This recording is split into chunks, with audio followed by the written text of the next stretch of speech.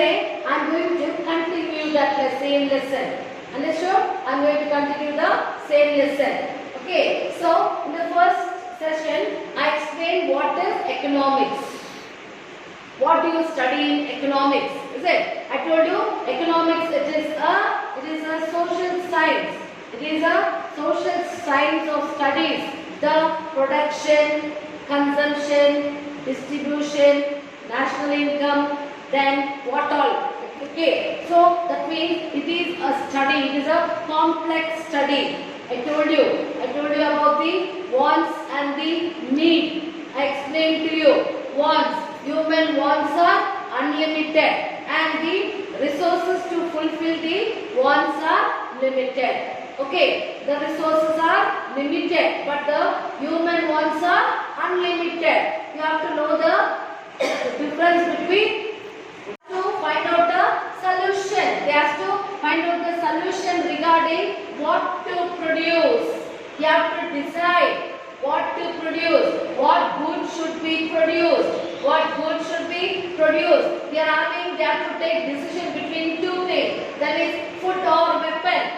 They have to take a decision whether food has to be produced or weapons. Or next thing, agricultural or industrial goods. Next it is education or health. Or next it is consumer goods or machinery goods. These are all the decisions they are taking. They have to take proper decision, individual decision. Next, type and quantity of goods produced. What are the types of goods produced? Okay, so they have to decide among. The available resources are limited. Available resources are limited. So they have to choose among the resources available on the one hand, and on the other hand they should see the requirements of the people. Requirements of the people on the other hand with the limited resources. Okay, with the limited resources they have to think about this one. Second, you have to decide how to produce. First one I said you about what to produce. He has to decide whether to give first preference for the education or health, food or agriculture, food or weapons, or agricultural or industrial sector. Okay, now how to produce? How to produce means how to produce, in which quantity it should be produced. There are different ways to produce given goods. Different ways are there. Okay, to produce a goods. Okay, different combination of inputs and resources can be used to produce a given amount of goods and services. This is only called as the technology of production. Technology of production. Okay, use a technology that uses, you have to decide. So use a technology that uses more labor or capital. Okay, labor intensive technology or capital intense technology. Okay, so whether to use technology that uses more labor or capital. Okay, that's all you should think. This is essential to minimize the cost of production. Minimize the cost of production with the efficient use of existing resources. Whatever existing resources are there, in that how much to produce. How to produce. Whether the labor should be more or whether the capital should be more. Thinking that we should decide. Okay, that is only how to produce. Next I am going to explain that is for whom to produce. For whom to produce. To produce. This is the third question that is arising. For whom to produce. Who will get the goods so produced and in what quantities? In what quantities? For whom it should be distributed. Okay, this is the problem of issue of distribution, such as that each person should get the goods and services. All the persons should get the services like primary health, education, okay, food. These are all the things that everybody should get. Okay, so thus every society has to decide the distribution of scarce resources. In the beginning I told you, scarce limited resources, in that it should utilize. It should make a plan as to for whom it should be distributed, for whom it should be produced, okay? And goods and services among all the individuals, whether all the individuals are getting this one. Okay, next, thus the study of economics is helpful to understand the current use of resources, and plan for the efficient use in the future. They should understand current position, how they are using the resources. In the beginning only I told you, they should preserve and keep the resources for the future generation. Understood? So the economics is study. So you have the difference between micro and the macro. Macro in the, I told you it is the micro, it is the study of the individual unit. Whereas macro, it is the study of the as a whole. I told you about the individual income. 1,000 for an individual person, it can be calculated. So all that together, that is, let's suppose 4,000. That is the study of the larger one. So national income, all that was studied in a detail, larger sector. So that is only called as macroeconomics. Understood? So you have to know the difference between micro and macroeconomics. So introduction to this economics is nothing but study of the wealth with the resource, scarcity, choice. Okay, with that you are going to learn the differences. You have to know the resources, your wants and needs. You should give priority for your needs rather than your wants. Wants will be unlimited. Okay, but you cannot fulfill everything with the limited money you have. Income, whatever income you are having, in that income only you have to run your family. In that only you have to run. Same thing, economy, all as a country, with what resources, with what income it is having, with that only it has to settle down everything. Understood? So that is the problem, micro and macro. Micro and macro economics is the study of production, consumers, distribution, wealth, is it? National wealth, international wealth, all that is studied in economics. So I think so children, you have understood the introduction to economics by now. Okay, when you go to 9th and 10th, you will learn it in the detailed one. These are all only the introduction to the lesson, like firm, industry, sectors, okay, economy, okay, traders, selling, all that you will learn. So try to understand. If you have a textbook, go through the lesson. Go through the lesson and understand the meanings and differentiate. Okay, I will be sending you the notes of this lesson. You copy the notes in your classwork. By this time, I hope that you have written your history classwork, political science. Then I think so it is geography. Geography I have finished. Political science I have finished. Then economics. So now next class I will start with sociology. Okay, next class I will be starting with the sociology. But today I will be sending you the notes. You copy the notes and finish the notes and start reading the lessons as per the day. Be up to date with your portions. Okay children, thank you. Understand between wants and needs. Is it? Want is different from needs. Wants means like you wanted a car. You wanted an AC. That are all your wants. But need, food is very, very important. Shelter you wanted.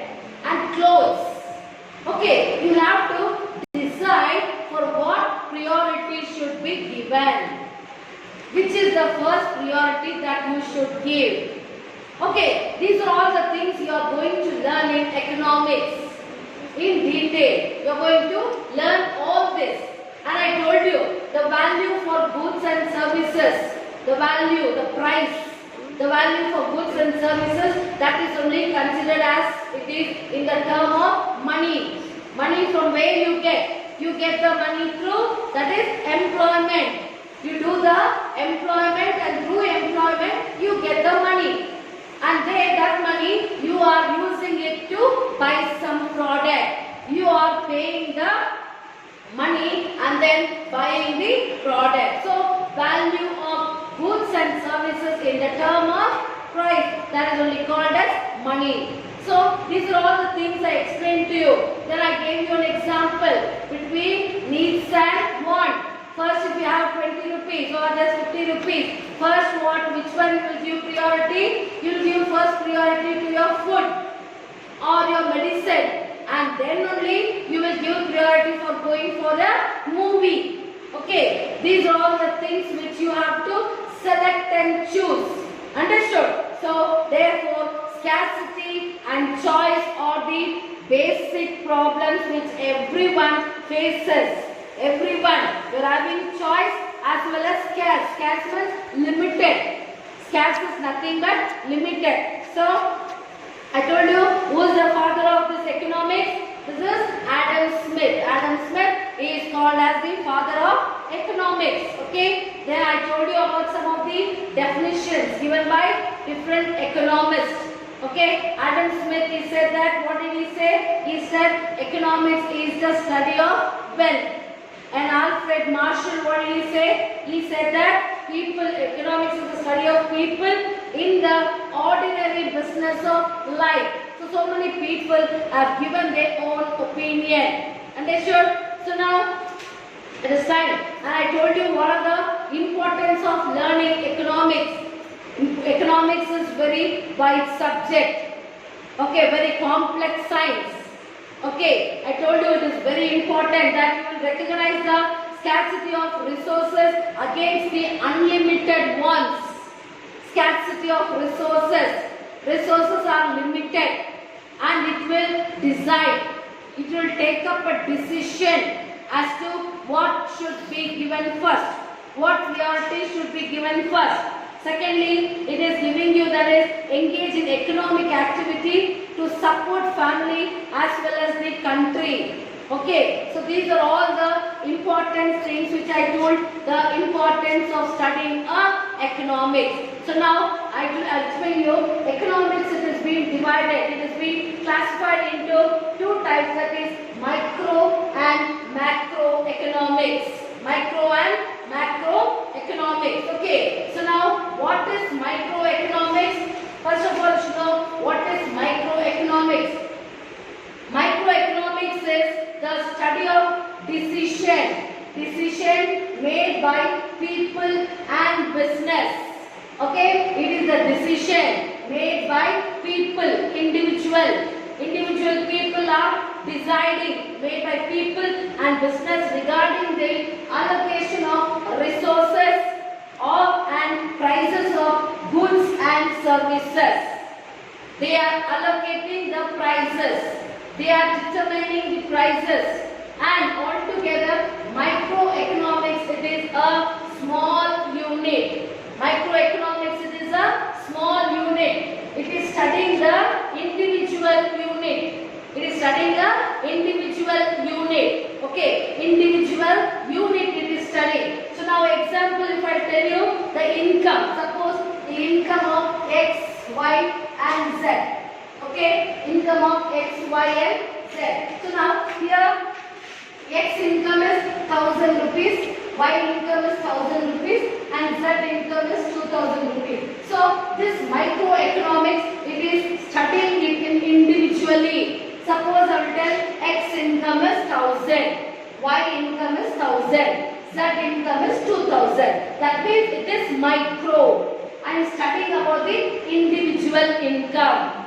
Understood? I am studying about the individual income, that is microeconomics. Did you understand? So example, you will have demand, then price, consumer, supply. Okay, all these things you are learning in microeconomics. It will analyze the resources. It will analyze the resources and it will differentiate between the wants and the needs.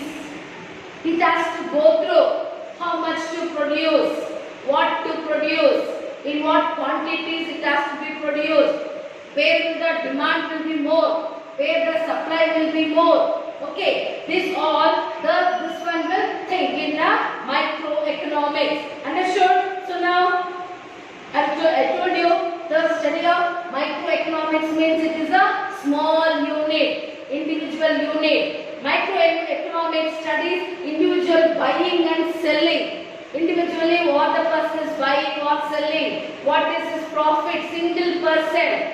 Okay, single person. Or it is as a buyer, the expenditure by an individual consumer, the consumption, how much they did the expenditure, how much they spend the money, how much they are keeping the money. So you are learning about the individual unit.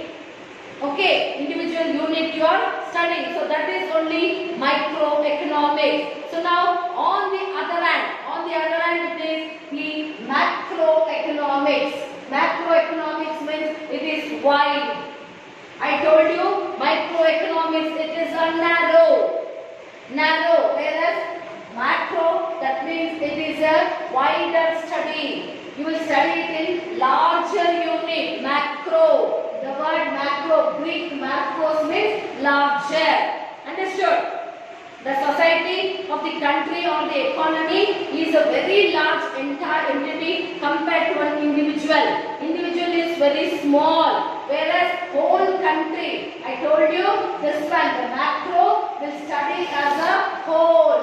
Okay, whole, study of the whole country. Example, you will see unemployment, national income, then firm, level of trade. These are all the studies which you will learn in a larger scope, macro. Understood? So you should understand between micro and macro. Micro is nothing but a small individual unit, whereas the macro means it is the study of the whole. Okay? It is studying as a whole. Okay? So now the economic decision like collection of taxes, expenditure on public amenities and welfare activities, regulation of inflation, promotion of economic growth, these are all coming under the macroeconomics. Macroeconomics. I told you this lesson is just an introduction to economics.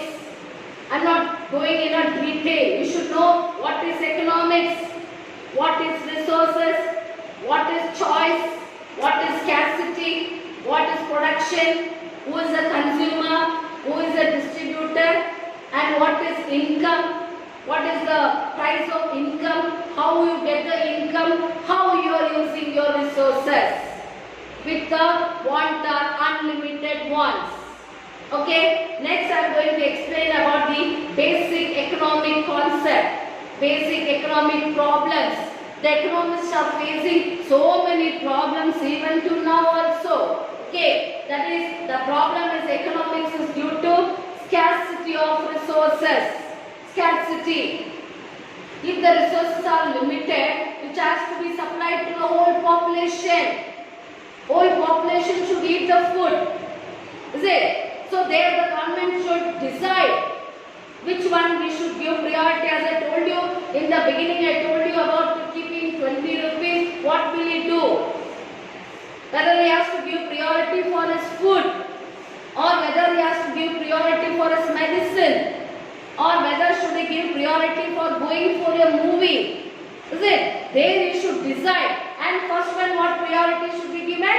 Food. Food is the first one you are giving priority. Understood? So now this is what to produce. See, the economics tries to provide answers to the following question. First it is what to produce.